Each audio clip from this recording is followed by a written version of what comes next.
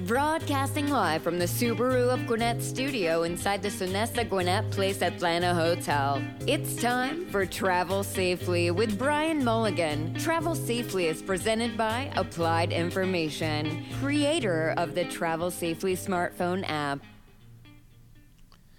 Welcome to Travel Safely. I'm your host, Bryan Mulligan, brought to you from the Subaru Business RadioX studio in Gwinnett, Georgia. Here on the show, we talk about transportation, technology, and entrepreneurship, the future of transportation that affects us all. We're talking about how we can drive commerce using transportation technology and how to keep it secure. And today's guest is Rick Strawn from Paradigm Security Services and a member of the Chairman's Club of the Gwinnett Chamber of Commerce. Welcome, Rick. Thanks for joining me on the show. Thanks, Bryan. Glad to be here. Our listeners may not have heard of Paradigm Security. Tell us a little bit about yourself and what your company does. Well, I'm retired law enforcement. I spent 25 years with the city of Atlanta and retired after that 25 years. And in 2006, we actually decided to incorporate Paradigm Security. We were kind of doing security anyway, and it wasn't in a private industry-like basis. It was working with police officers and major construction. So we decided to go into it and do it the right way and get the license and train our own people. So what we do is we do patrols for security patrols.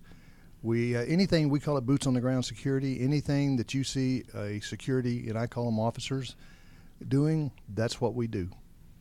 Oh, wow. Okay, so that's quite a jump from you, not in what you do, but the fact that it's now private sector versus the public sector. So now it's not the government worried about paying your costs. It's you guys paying your own, making your own payroll. Yeah. Plus instead of the government worrying about the liability, it's our liability. So it's all comes up under a little different look.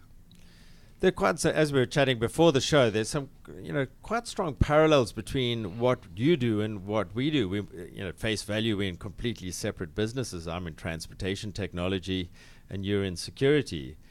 But what it goes to do with this business about the blend of the public sector and the private sector. The public sector in security is the police force. Why should you need private security at all if we've got a police force? Well, the police force, and coming from that area, I can tell you it is absolutely a needed entity. But there's only a limited number of police officers. They are on calls. They're doing what police officers do, answering calls for service, handling traffic. But then you have a lot of calls and a lot of people that need private security around their place of business. Or let's just say, for instance, you have a major construction site. You can have the police officers out there directing traffic, and that's fine because many of the cities require that public entity to be able to do the traffic. But when it comes to private security on the job site, let's say somebody comes on the job site and wants to climb up on one of those cranes and decides to do the parachute jump without the parachute. Well, police officers can't provide that security. They don't have the personnel. They don't have the time, to provide that additional security. When it's around a building in a concierge type thing, that's not what police officers do. So there are many facets of security and security actions that are just not designed for a public police department where the city or the county or the federal government or someone like that is paying for it. Yeah, I suppose the way to look at it is that the function of the police department would be law enforcement. But the whole business of preventing crime, keeping your assets secure as a business, and deciding what level of insurance to pay either to the insurance company or to yourselves, that's a private sector thing, because that's up to the entrepreneur who's running that business to decide, as opposed to calling in the police just when something goes wrong. Absolutely. If you want, police to a certain extent provide a little bit of a deterrence through patrols. But if you really want to provide a deterrence, you've got to have you got to have basically a 24-hour presence, or at least the presence when there's no one there to where somebody can see it, because crime it's a convenience thing. And if you've got a security officer there and you've got the criminal that comes up to the property, If he sees a property with a security officer, he does not want to go to jail. So he's less likely to come onto that property than he is to rather just go to another property that doesn't have any security, and then there's very little chance of him going to jail. That's pretty interesting, because one of the things that we struggle with a little bit in the transportation department, where for the last 100 years the various governments have provided concrete and asphalt to build out America's roads. So they see themselves as the owners of the roads and the owners of the roadways, and that they look at the private sector purely as suppliers. Now, as we're transitioning to this technology world where it's the Internet of Things and everything's connected to everything, what's more appropriate is that we be a partner to the government. And some government departments really struggle with that. How about you guys? Do you find it an easy partnership with the police force and the government guys, or do you see sometimes that it's a bit adversarial about what's your side of the line and what's their side of the line? That's a good question. I look at it as, for instance, the name my company came from, Paradigm. It came from in 2001, when 9/11, when we had the towers hit. The paradigm of security completely shifted. Wow. You had your definitive law enforcement, you had your security. Police officers just looked at it as security guards. Get out of my way. If you don't get out of my way, I'm going to put your butt in jail, that type of thing. But now it's gotten to where private security has come so far in the training that we've got to do, that many of us choose to do in our companies. We have our own. But the main thing is, when you have this call for a need for a first responder, more often than not, that first responder may very well be private security now. The reason for that being, they're the first ones on the scene. You've got to be trained well enough to be able to know what's going on, be able to know what to do, know how to react. And you better be able to, in certain cases, take out that issue. And police officers, God bless them, it's going to take most of the time 3 to 5 minutes or longer to get to a scene. And by then, a lot of action is already over with. A lot of people are already hurt. There's just a lot going on that once that happened, we all started looking at each other a little differently. I prefer that police officers look at my people as, well, that's Paradigm. We know who they are. They're trained. We know what their owner does or has done. They cut a lot more slack with security and private security now than they used to. That's a good point. Are there any standards involved? In other words, training, or is it left up to the private, you as a company to decide how well your people are trained? I could imagine if you're in an active shooter situation or responding to something like that, and your guys, or let's say your competitors, weren't trained and you were trained. That's an edge. Yeah, it's an edge, but are there some standards that you have to comply with, or some tests that you have to pass? How does it all work? Well, the Secretary of State's office is who regulates the private security industry, and they have a 24-hour. They don't have a class for 24 hours, but they have the parameters that you have to set your 24-hour class up to include certain areas, such as the powers of arrest and liabilities, and there's just a lot of stuff there they require 24 hours. But 24 hours in and of itself is just a very small, that's the mandatory minimum. Okay. And if you do a mandatory minimum, you are not well trained enough to be able to handle a lot of situations. 3 days, 8 hours a day in a classroom, that's about as minimum as you can get. It makes you legal, but it really doesn't give you the training that you need. So if you're smart, you develop other modules, other training, more extensive training on the terrorism, on workplace violence, active shooter. You go through a lot of training that you offer your people and get them in that's in addition to that. Okay. Are you seeing technology moving into your space? I mean, traditionally, I guess my image of a security guy is a guy with a radio, and that's about the extent of the security. Are you seeing security moving into your industry? Technology moving into your industry. I understand. We have a lot of technology that's come into the security world. One of the things is we used to have little watch clocks that you walked around and you clocked in and all that.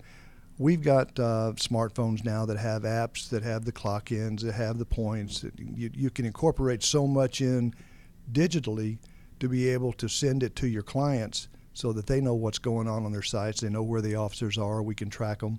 They've got GPS in them. There's so many of that stuff. But then, like for active shooter, there's new technology coming out that it's a monitoring system as well for audible as well as video, so that you can actually see what they're doing while they're doing it and have a command center. There's just that technology now for active shooter. The whole idea being eliminate that issue as quickly as possible and decrease the loss of life. That's actually, again, an interesting parallel with our world in transportation, because what we use the term of everything connected to everything changes everything. Absolutely. And what you're describing is all your security guards are all connected to each other, to the control center, and everybody, previously we used to make decisions based on some of the people knowing some of the things some of the time. And now you're in a situation with everything connected to everything, where everybody can know everything all the time. Before we go to break, I just wanted to ask you, we're coming up on the holiday season. Have you got any suggestions for us in this as we come up to this holiday period regarding security? Oh gosh, there's one of the main things is a lot of people do a lot of shopping. They're always out there going to the malls, going to different places. Take care and pay attention to what's going on around you. There's a lot of people out there now that are watching. Don't take your packages out, put them in your car. Make sure, and even if you put them in your trunk, the bad guy's watching. I mean, they can get in those trunks. There's so much technology now that I saw something the other day where they locked their car, and when they turned around, it unlocked. And they kept doing that. They turned around, saw a car sitting over there watching them. The smart thing to do, which is what they did, is they got in their car and immediately left. They did not go ahead and do their shopping there. Pay attention to what's going on around you is probably the best advice that anybody can give. Be with other people. Don't be alone.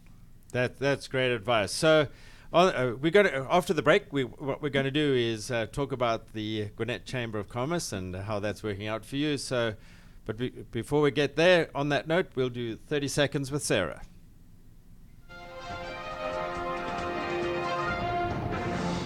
This is your transportation news in 30 seconds with Sarah. Tesla is introducing software version 9 as a substantial upgrade to Tesla car owners. The most exciting part of this update includes the Navigate with Autopilot functionality, which offers a smooth, autonomous experience from off-ramp onto interstates. Navigate with Autopilot uses your destination to determine lane changes, merges onto highways, and much more. Software version 9 also enables all 8 cameras, allowing for a better autopilot experience in every mode.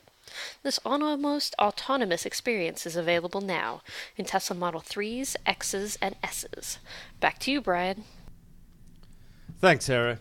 In case you're just joining us, this is Travel Safely with Bryan Mulligan, how to save lives, improve traffic, drive commerce, and help the environment, with our guest, Rick Strawn from Paradigm Security. Rick, you're part of the Chairman's Club of the Gwinnett Chamber of Commerce. Tell us a little about the Chairman's Club and what all you do there. Well, the Chairman's Club primarily is a major networking group of different industry owners, business owners,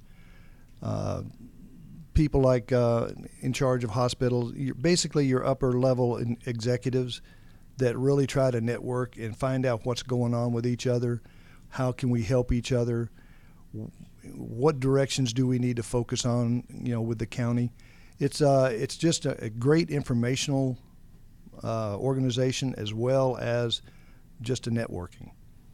And under the Chamber of Commerce, are you finding that effective for you in growing your business and getting, doing the networking you need to grow the business? You find it effective? Yeah, I do. I've been in there now quite a few years, and it's all, as we both know, any business is all about building relationships. And the idea here is you can build those relationships with people that matter in the county, that are doing business in the county. Whether or not I use their services or they use my services, everybody always knows somebody that is using some service that you use or that you give. So the big thing is, it's like any organization, it works if you work it. And the idea is to get in, pay attention, be active, let people know what you do, and be interested in what they do. I often say that the world is run by people who show up. Absolutely. If you don't show up, you've got a problem. You got a problem. What about transportation in Gwinnett? I mean, we both live here and we both have our businesses here. What changes would you like to see and encourage to support better and more efficient transportation in Gwinnett? Well, I'm a big believer and a big supporter in getting some type of a transit system better than what we have currently. Now, how exactly that's going to work, there's a lot of different ideas. I know that the Chamber has been active. I know that the County Commission has been active. Charlotte Nash, God bless her, she has worked her rear end off trying to get this to the forefront, get things moving on it, get things active on it. And as well as several of the other county commissioners. I know Jace Brooks is the same way.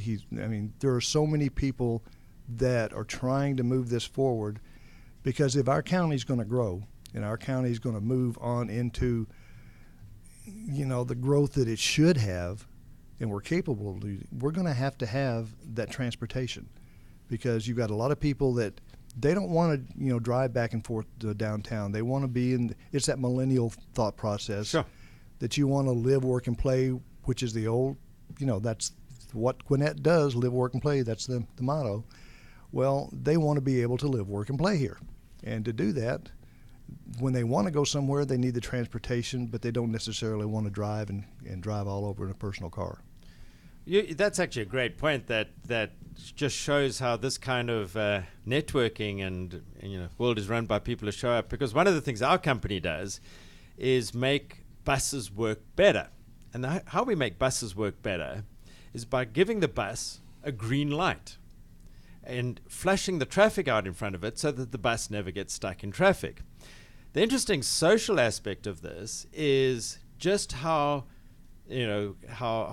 difficult it is for the transportation engineers, and I'm not talking about Gwinnett specifically, I'm being more general, to get their mind around the idea that what we want to do is drive people to ride 50-person vehicles and not single occupancy cars. Absolutely. And the way you do that is you just make the 50-person vehicle, the bus, work better. So it's always quicker to ride the bus than to ride your own car. Now, the traffic engineer says, oh, no, but I treat all vehicles equally. It's quite interesting, and the challenges for the politicians and the press to say, no, that's just not a reasonable thing. If we drive everybody to ride the bus because the buses work better, fewer people will drive cars. Then which will make the other work better. Yeah, then everybody wins. So that's I think I'll join the Gwinnett Chairman's Club and talk to these folks about articulating some of these ideas. We're very active in Gwinnett. I can set that up for you. But let's arrange that. So, and as a local small business, what changes would you like to see on the regulatory side or in our society to make it better for us to do what we do, which is create jobs and drive things forward? Well, right now, our economy is on a pretty good uptick. There's a lot of things going on. Regulations are coming down now. The best way to put it, the simplest way to put it for me, is to do whatever it takes and whatever we can to make small businesses more profitable, be able to put more people to work. Because a lot of people think, well, you're a small businessman or you're a quote-unquote business owner. You make lots of money. Well, you really don't, as you well know. You really don't. But the main thing is make enough to at least supply yourself with a living, but at the same time, make enough that you can afford to grow your company and put more people to work so that they provide livings for their families, and everybody benefits. So the more regulation that you have on that, as a general rule, the harder it's going to be. And that's particularly true in the technology space, where you can imagine that the whole smartphone technology, which has changed our world, is only 11 years old. Exactly. And so the whole technology landscape's just changing very quickly, and regulation indeed is a huge impediment to that. So thanks for listening to Travel Safely, brought to you by Applied Information, the show about transportation technology, innovation, and entrepreneurship. Today we're talking about security and small business and the Gwinnett Chamber of Commerce and transportation and transit in Gwinnett. Thanks to Rick Strawn. Thanks for joining us on the show and for making Gwinnett a better place. Appreciate it. Until next time, this is Bryan Mulligan signing off from Business RadioX and Travel Safely.